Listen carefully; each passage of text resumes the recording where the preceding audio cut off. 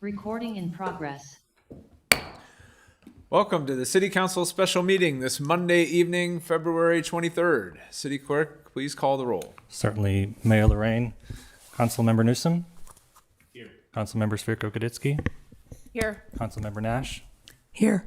Deputy Mayor Fernandez. Here. And Mayor Lorraine. Here. Thank you and welcome. We're excited to be here in person with options for those who choose not to be in person to participate virtually. Thank you for your cooperation and for helping us maintain an efficient and accessible meeting environment. There are several ways to participate. For those attending in person, you may complete a yellow request to speak slip and hand it to the city clerk. If you're participating remotely, use the raise your hand feature in Zoom and you will be called on at the appropriate time. If you're calling in via phone, press *9 to raise your hand, and when called upon, press *6 to unmute. These options for public comment will remain available until I close public comment period for each specific item. For members of the public who might be watching us on YouTube, who wish to provide live public comment, please note that you must join the meeting through the Zoom webinar using the access information listed on the agenda, as we don't currently have a public comment feature available in YouTube. And with that, we have one item in our special meeting, a study session, the fiscal year 2025-26 mid-year budget update with a presentation from our Finance Director, Abby Vieser. Good evening, Abby. Good evening, Honorable Mayor and City Council. As you mentioned, I'm Abby Vieser, the Finance Director, and I'll be doing a brief overview of where we are with fiscal year 25-26, looking at our mid-year. To give you a sense of what we're going to walk through today, we will be talking mostly about our general fund, which is, of course, our main operating fund. We'll look real quickly at the 24-25 actuals, how we ended that year. We'll look at how we're doing for fiscal year 25-26, digging down more into revenues, as well as expenditures, looking what our general fund balance is looking like.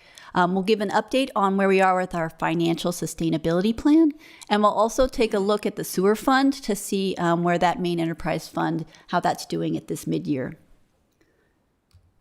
To do kind of a refresher, this is the information that was presented in our annual comprehensive financial report. So as of the end of the year of 24-25, you can see we adopted a budget with a deficit of about 10.6 million, but by the end, at mid-year, we had projected 6.4 as a deficit. We ended with our auditing of 1.5 million in surplus. And then when we look at our kind of budgetary controls, we ended up having a deficit of about 3 million, 2.9 million. So that's how we ended fiscal year 24-25. And then we'll go into what we're expecting for 25-26. Back in June, the City Council adopted our budget with a $12 million deficit. That was with the 175.8 in revenues and 187.8 in expenditures. At this point, at about 20 for the 25-26 mid-year, we're expecting closer to 6.9 as our deficit. Again, that is kind of just looking at our spending halfway into the year. And again, I'll kind of take a closer look at that. So first, let's look at our general fund revenues for 25-26. As you can see, we've had some deductions. So in property tax, we're seeing lower, and this is because of the reduction in our VLF shortfall. We did receive that in August, and because we only received 67% of our $6.6 million shortfall, we are showing we got 4.4 million and we're showing the $2.2 million deficit. So I've revised the estimates in our property tax due to that VLF shortage. We only got that 2.2 represents 33% of the shortfall. Sales tax is looking a little lower. Real property transfer tax is looking better, and I'll kind of go into that. And then interest earnings are a little higher. And so we're expecting at the end of the year about $1 million more in revenues. And again, this is a conservative estimate, kind of based on what we know at this time. In terms of our revenue sources, property tax, of course, is our number one revenue source. It's very stable, other than the portion, of course, that is VLF. So you'll see here that it's been rising steadily over time. But like I mentioned, we had anticipated 89.4 million in property tax and only saw 87 million because of the VLF shortfall that was reduced this year. To talk a little bit more about property tax, I want to show on this chart, the blue bands kind of represent our secured base property tax. This is our really most consistent source. And although we've had higher levels of growth in the past, this year we're seeing about 3.8%, which is not bad. That's kind of what we budgeted, and it's showing consistent increases. In addition, in the red bar, we have our excess ERAF as well as other revenues that are property tax related. Those are also increasing steadily. And then you have VLF, which is kind of the green bar, which you can see it's kind of cyclical. It's going up and down. And again, that has to do with the shortfalls. So I thought it'd be good just to take another moment to look at why property tax in lieu, the vehicle license fee, is such an inconsistent source of funding. So you can see from here that VLF is a major portion of our property tax. It's an important section, and it rises traditionally with the rest of property tax. But because VLF is funded by excess ERAF and property tax from our non-basic aid schools, we are not always getting that full allocation to the city of San Mateo, as well as the other cities and the county. Right now, of the 23 school districts that are within San Mateo County, 5 of them are non-basic aid. And if that changes, our allocation goes down even more. But right now, for this fiscal year, we're estimating 6.9 would be our total VLF entitlement. With that, only 5 school districts in the non-basic aid category, we would be getting 7 million less in that VLF entitlement. And then we also usually get the shortfall from the previous 2 years because it takes 2 years to get that shortfall back. So this year we should have gotten the 6.6 million, which was from 23-24. And instead, of course, we got the 4.4 million, which was 67% of that. So as you can see, this year we're estimating about 14.2 in VLF, but there are some concerns because we don't know for sure if that 7.1 is actually going to be the shortfall we're going to see, and also, of course, whether we're going to get that funding from the state. So I think y'all are aware that the city is working with the county as well as all the other cities within San Mateo on several fronts to see how we can recover this shortfall both for this year and into future years because it is a significant portion of our funding. So next, I want to talk about our second largest source of revenues, our sales tax. This one, I'm showing the trend line here because it has been fairly flat. It's looking good, but it's also just not increasing at what we had expected it to increase. So in yellow, you see the Measure S sales tax. That's budgeted at about 6.8 million, and that's what we're expecting still for this year. And then the remaining is the 1%. And that's kind of sticking steadily with what we received last year. But we did lower expectations just a little bit because we weren't yet seeing the growth we were hoping to see. We'll wait another quarter to see if we get better data, and we might be able to revise that up a bit. But this is, again, our second largest source of funding. And although Measure S hasn't been increasing, it has been a stable at about $6.8 to $7 million. The next source of funds I want to talk a little bit more about is our real property transfer tax. This is important because this is definitely what helped us to not hit the deficit last fiscal year, and it is coming in pretty strong for this year as well. So if you can see, the red bar here is the portion of Measure C, portion of our real property transfer tax that comes from Measure CC. So last year it was 6.2 million. This year we're expecting about 1.9 million. And this again is the extra 1% on the regular property transfer tax, which is in blue. This is voted in by San Mateo city voters. And again, it has provided an excellent one-time revenue source to help us, especially when we're reaching those deficit years. But we're very conservative in how we budget it because you can see that this revenue source is quite volatile. It moves up with how the housing and commercial real estate market moves, and we can't count on it. Last year we had a really nice chunk of Measure CC, but I can't count that will come in again this year.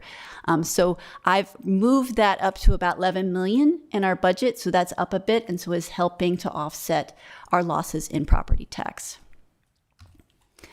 Now to move to general fund expenditures for fiscal year 25-26. we are conservatively expecting that we will see some savings within our salaries and benefits. So I've adjusted that down about $2 million. And then also we're expecting some savings in our transfers out. So I've budgeted that at $2.1 million. The other major expenditure areas, we're kind of keeping where they are because expenses, especially on the operating side, are still fairly up given the high cost of operating expenses. What's transfers out? So transfers out, So transfers out are typically items to our capital improvement projects.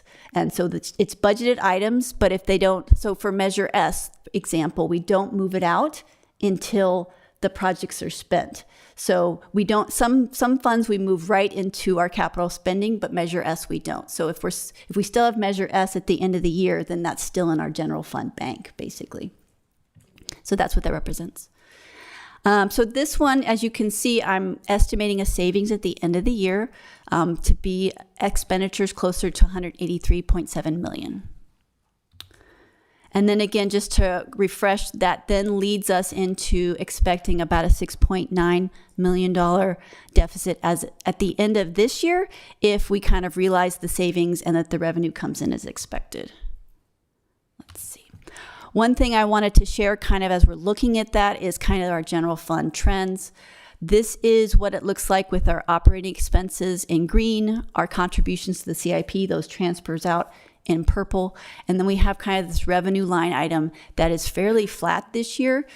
So that where you can see the revenues are not rising with the expenses. And that has kind of been, unfortunately, the story over time. So that's why we're always kind of trying to keep up with where expenses are going. The other thing I want to talk to is the general fund balance. As you can see from this, we're expecting a slightly lower general fund balance if that deficit of $6.9 million comes through.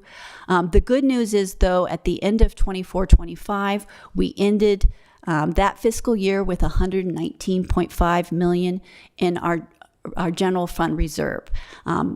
Thus showing, how this council, as well as councils before, have been disciplined in their spending. We've really put away that rainy day fund. So this careful spending from last fiscal year has really helped to keep the runway open as we work through our fiscal sustainability plan. So although we anticipate we could be down to $113 million if this deficit comes to fruition, we still have that. That's a pretty significant reserve still.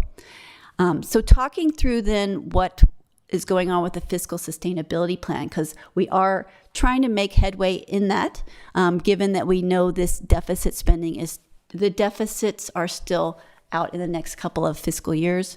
I want to highlight kind of some of the levers that we're using around the financial sustainability plan.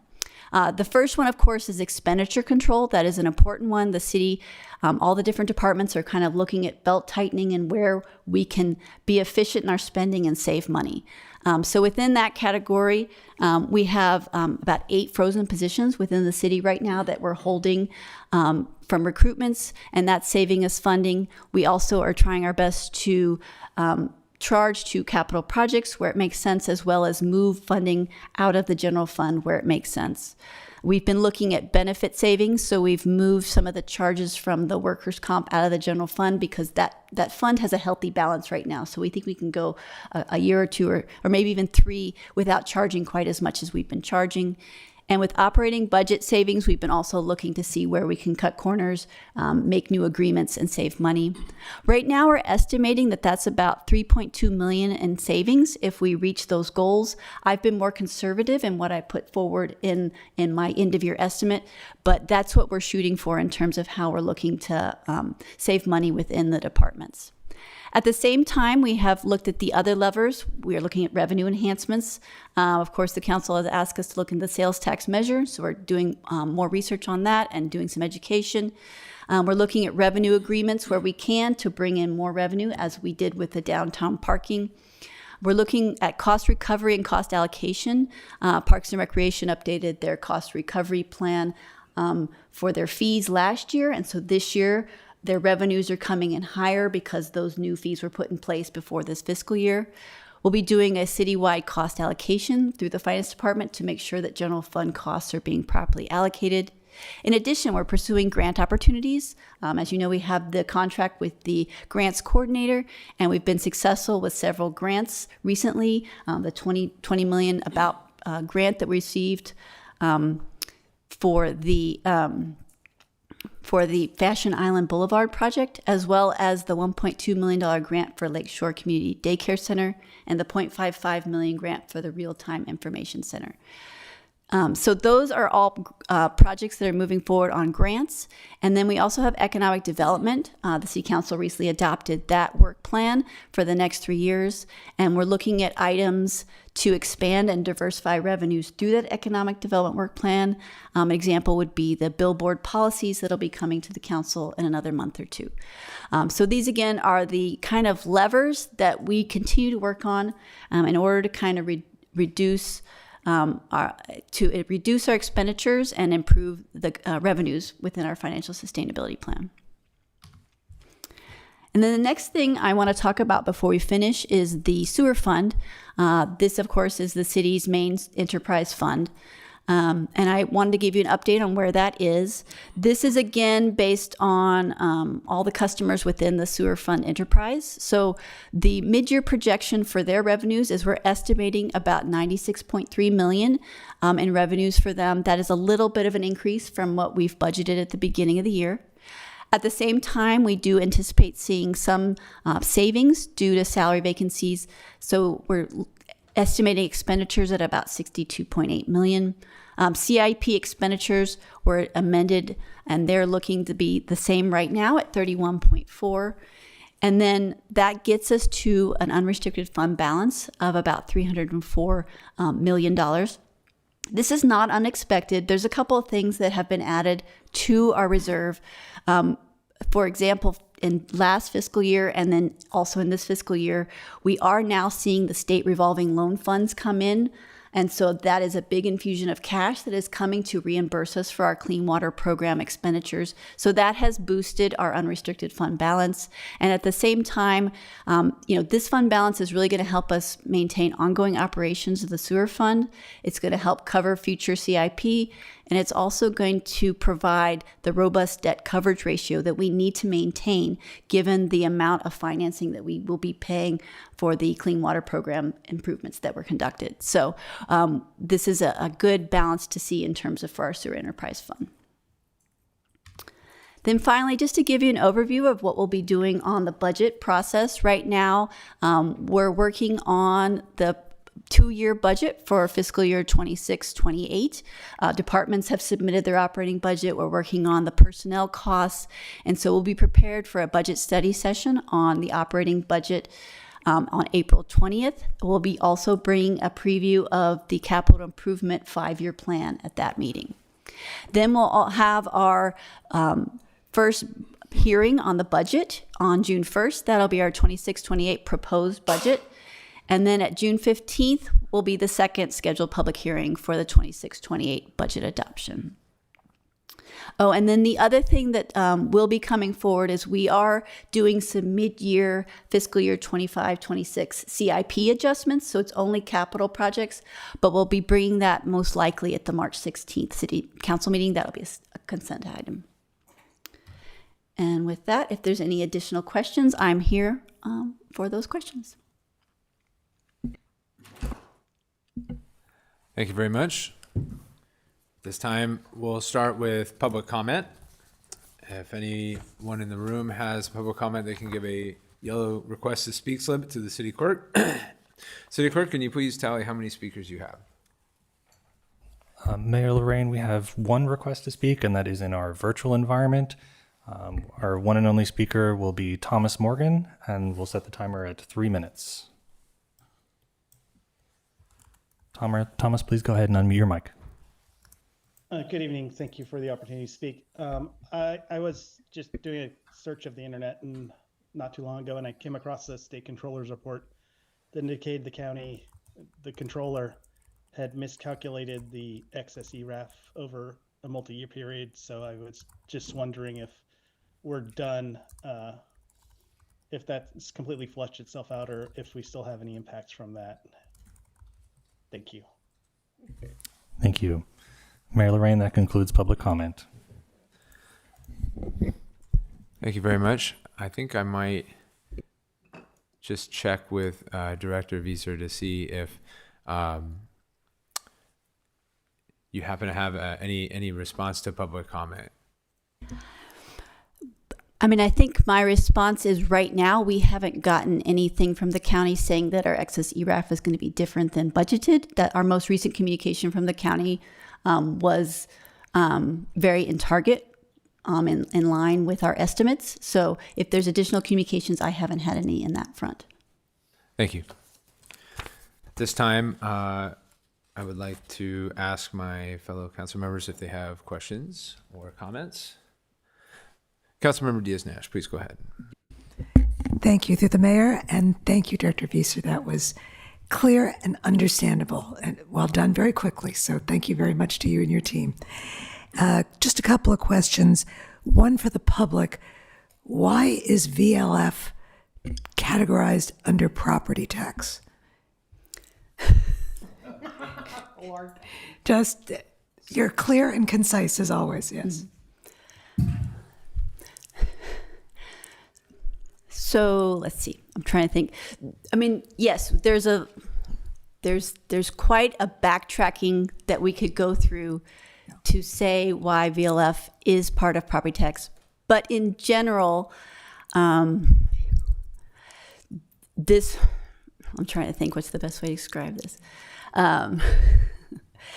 This is an entitlement that the city is supposed to have from a former source of vehicle license fees that were, again, a consistent source that we got. And yes, they have been backfilled by excess ERAF and property tax that went through the school districts. So VLF is kind of probably a misnomer, really, in the end result. But again, because I mean, again, I probably need a whole slideshow to go through the triple flip of how we got here. But in general, because it's funded by the ERAF and property tax that comes from the non-basic aid, that is where that funding goes. It goes into the property tax bucket because it's really part of the San Mateo County's overall property tax assessment. Okay. Is that helpful? I just wanted you to share so that anybody listening to this or looking at it later on probably would have that question, and without going through the 500 slides. Yeah. High level conception. I think that makes total sense. So thank you. Well, and I do think I've seen the county's been trying to work on some messaging to show how VLF has come about. And it's a 2-page handout. So even in a short handout, it is hard to get that messaging consolidated down, but we're working on it. Yes. Good. Thank you. And what is the city's thinking in terms of future budgeting of how we handle VLF? So at the moment, for this coming fiscal year, I'm going to potentially be putting 0 in to see what that looks like for the VLF shortfall. So again, to be clear, and I don't know if you want to pull up the VLF funding slide. I think I have it on my screen. So to be clear, if we get 16.9 million, about right now, 7.1 is estimated as the shortfall. So if we were not going to budget to receive the shortfall, that would be $7 million, 7.1 potentially that we would not be putting in as revenues. So just to jump in a little bit, just about what the future of VLF is and how we're approaching it here. Director Vieser is correct that I'm looking at right now, budgeting 0 in for VLF, which is going to hurt us significantly when you're looking at, on top of this, doesn't account for the $5 to $7 million structural deficit that we're dealing with in our forecast. So when you look at a 10-year forecast, it did not anticipate completely losing VLF. And so right now we're working with the county. I'm part of a city managers group working with the county manager and real team. We were just on a call with Assembly Member Diane Pappen. She'll continue to put forth legislation as we've done in previous years. It's just getting harder and harder every year to make that happen. This past year, we only received, I believe, 67%. That's why you're seeing that $2.2 million deficit, which equates to 33% of that VLF. We're also actively, the council gave direction to enter into a lawsuit against the state of California because we're fighting on behalf of our residents and for our money on that 33%.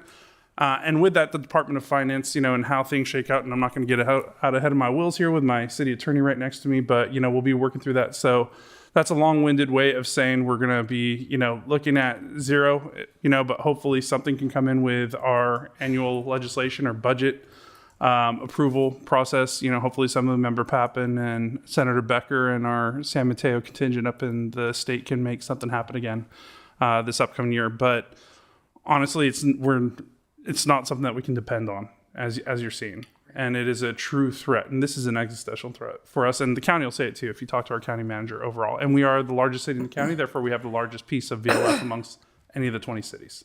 Great. Thank you very much for sharing that, both of you. Third question, how does our $113 million general fund reserve compare as a rough percentage to general fund reserves in other cities?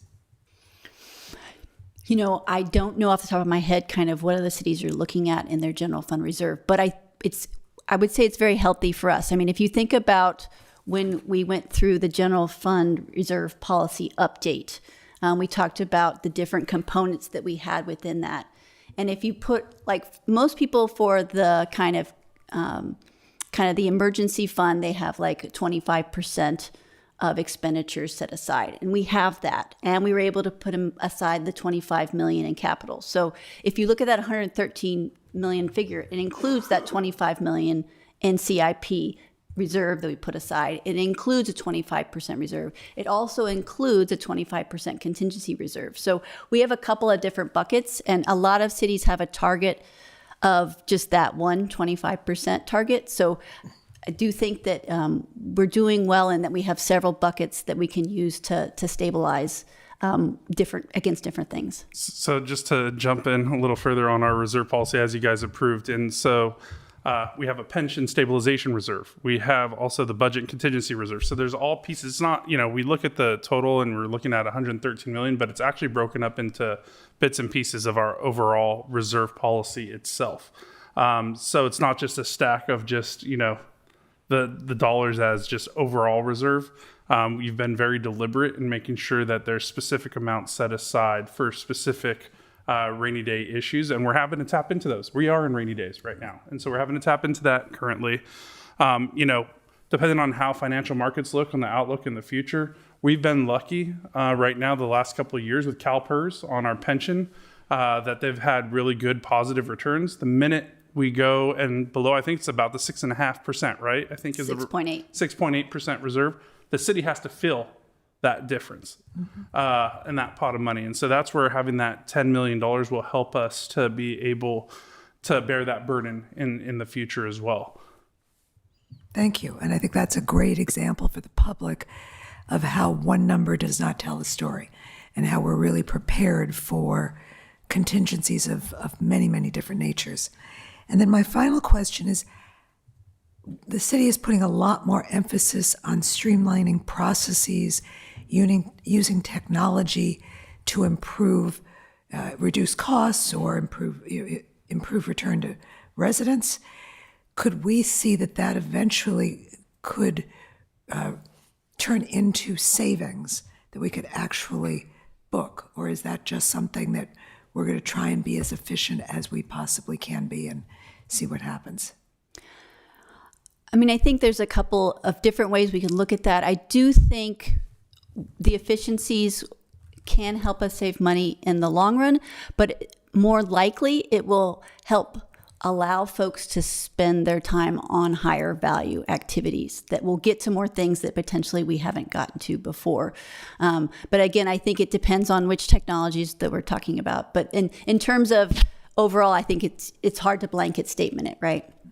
So keep adding a little bit more color here, but I think our police chief can attest to this just about technology and the usage of it. Right now we've had a lot of special events or, protests and whatnot. And so having our drone program, our real-time information center has been huge. Right, Chief? I think just overall being able, the amount of bodies or police officers it would take in order to, make sure that it's a safe event, we're able to use these drones and our real-time information center to help reduce the amount of police presence because we're limited on the amount of resources, but we're trying to, use technology to be able to help blunt those resources and just overall making sure that our officers are safe, our community is safe.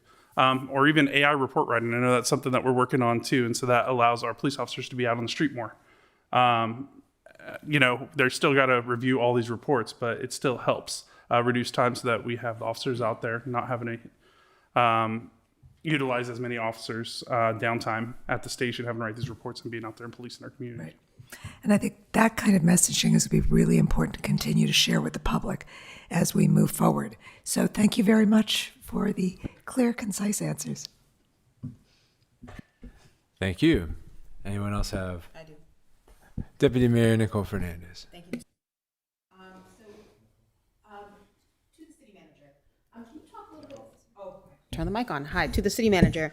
Can you talk a little bit? You have taken a leadership role in trying to find a resolution to the VLF issue. Can you talk a little bit about what that process has been like and what we've done to explore a permanent solution? I know that there have been, it's a coalition effort. So would you talk a little bit about that?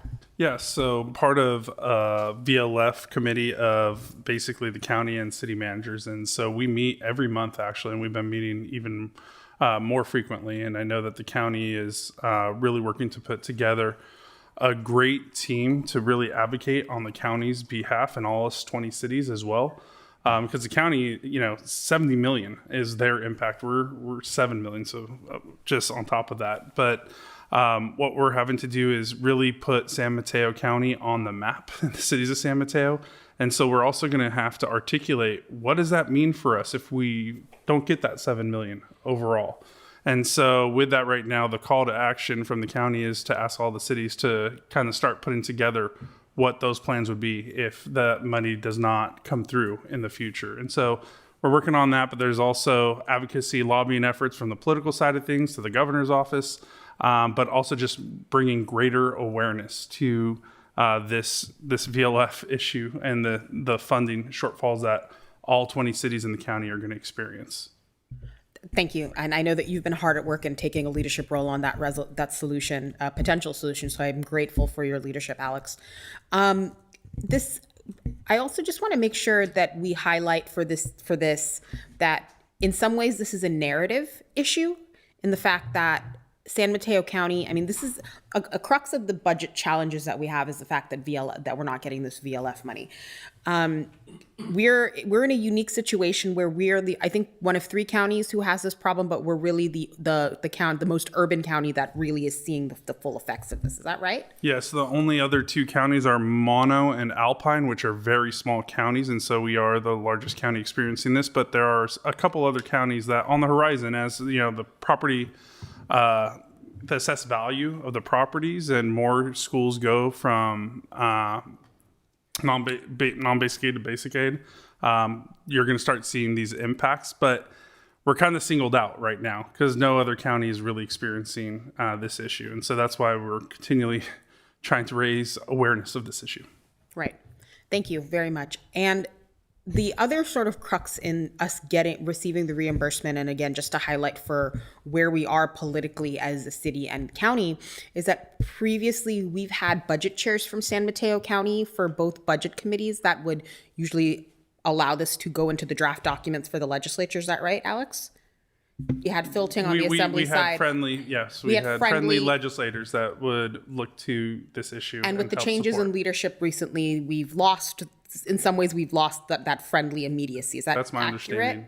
understanding. Okay, I just want to make sure that we sort of build a narrative. And a few weeks ago, Mayor Lorraine and I were able to attend a county briefing on this matter, along with a couple of other matters. I know either one of us will report out on it during news and announcements, but this was a big part of that discussion. And so I don't know how we are going to, in San Mateo, because this affects us the most, we're the largest city, I don't know what the plan is for us to build to help build the communication around the VLF issue so that our constituents are activated for this.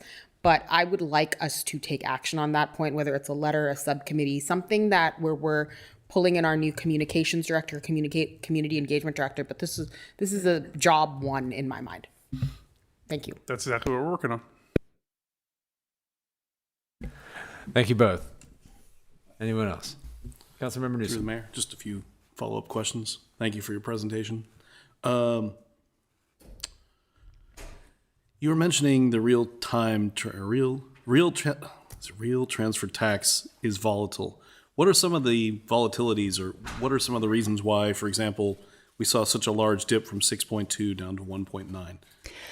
So again, the real property transfer tax is especially the 0.5%, which was on the blue. So let me open it up so I'm not talking at it. So the blue 0.5% real property transfer tax is dependent really on the housing market, since it is a transfer of the housing properties. So as there's been issues with the housing market, then we see less property transfer tax. What's interesting is last year, they were like, oh, the housing market's not moving because interest rates are high. But we did have significant movement still in the housing market. But then the 6.2 is really the commercial market. So that is the new piece that kind of came in with Measure CC. Is there's been a lot of commercial property transitions, especially last year and some in this year. And that is what's leading to kind of those big swings, because you're having the over $10 million transfers that are triggering the 1% to Measure CC. But in general, because it's based on the housing market predominantly, given our base, that's really kind of, it shows the ebb and flow of the housing market. So just the basic, you're seeing the volatility here on this graph. Yeah. And so when we budget, our budgeting principles is basically we use ongoing revenues for ongoing costs, and then one-time monies for one-time costs. And so really when you look at those red bars over there, it can fluctuate to 0 all the way up to, it could be even higher than that, depending on what commercial real estate transfers, because this is Measure CC, which is a 1% on any property over $10 million is sold here in the city. And so typically we've been fortunate last year where that 6.2 million really helps close the gap with our deficits, but we can't continually budget at those amounts. We can comfortably, I think, budget at about what, Abby, $10 million is what we're doing right now, or even that is it's probably 8 million, 7 or 8 million. Yeah, we do about 8.5 million. Yeah, that we actually look at, that we feel confident about the real property transfer tax. So I just want to be clear. Thank you. My next question, if you could go one slide up, slide 6, no, 7 maybe. I was trying to find the fire JPA. The expenditure side. One back. Yeah, so I asked you this, but just for public record, I was asking what percentage is real operation versus legacy costs, and if it was hoping you could. Right. And so when you look at the SMC fire and legacy cost line, you see that it's 38.8 million. And so that represents about 31.7 is the fire operating, and about, what does that make that? About 7.7 is the legacy costs. So when we take the budget to the fire board, the San Mateo Consolidated Fire Board for approval, that's typically got the city's contribution in that. And so that's why this number doesn't change, because we agreed to that at the beginning of the year. And again, and the legacy costs are also, they don't change. So that's why the total gets you to 38.8. And will legacy costs eventually change? Meaning, do we have to wait for firefighters not to retire, but to pass to be no longer with us before that drops off? Or, I guess what I'm asking too is also we haven't had our own fire department. We've been part of a JPA for like 5.5 years now. So already we're not continuing the legacy, right? So it seems like that will contract at some point, or are the costs going up so that they're kind of offsetting? So this is really the fire's kind of unfunded liability section. So it does have to do with costs incurred prior to. And, we have the benefit of, we kind of extend that over time, so we don't have to pay those unfunded liabilities right away. So that legacy cost is really going to be ongoing for quite a while, because we're catching up with what we didn't put aside for those costs that we'd already committed to back in the day. So, and again, as Alex mentioned, it does have to do with how the markets are doing, right? So our unfunded liability with the city's pension, as well as the fire legacy costs, changes depending upon if the contributions have increased in value based on the market value there. And just overall actuarials, there's a whole science to this and formula. And so it is, Councilmember Newsom, it goes with your life expectancy. Yeah. And so you'll see that probably in 2040, 2041 is when we start, going back to the positive overall. Because there's a wave of life expectancy at that point. Sorry, I didn't mean to be grim. Then, my last question was, I think you mentioned that there were currently 8 frozen positions. Roughly, what does that represent in cost per year? And are those positions spread across the city, or are we finding that like 1 or 2 departments are carrying the heavy lift of that? So that represents about 0.8 or $800,000, 0.8 million. So that's about what we expect in general fund savings from those positions.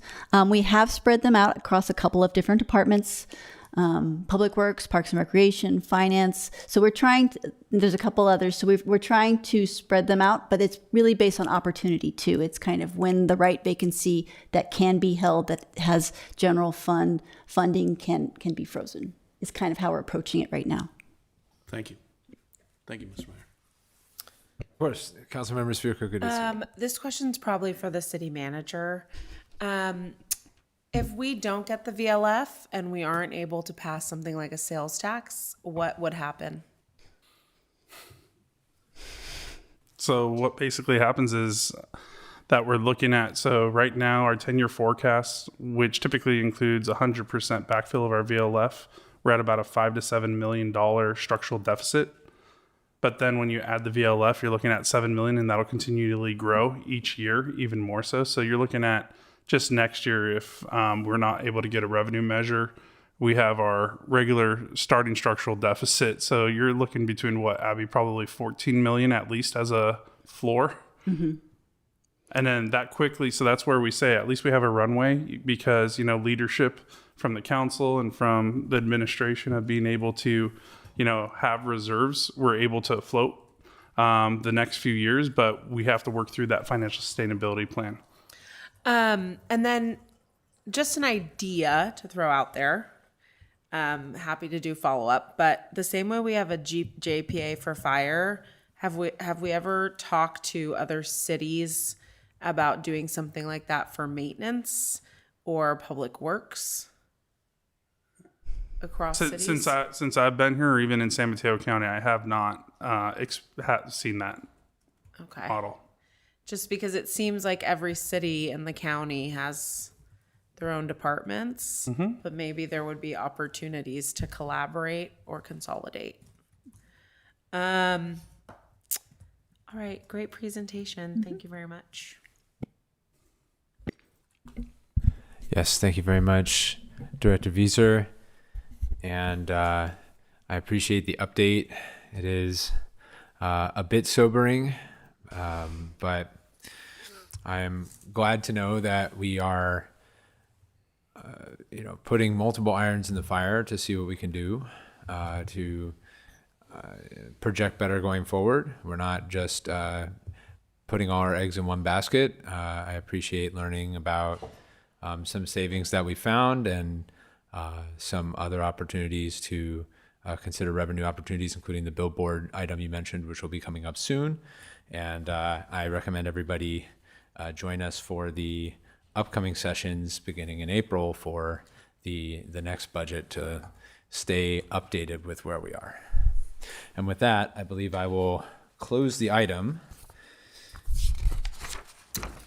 and adjourn the special meeting until around 7 o'clock, at which time we'll have our general special regular meeting. Not special. Thank you. Bye.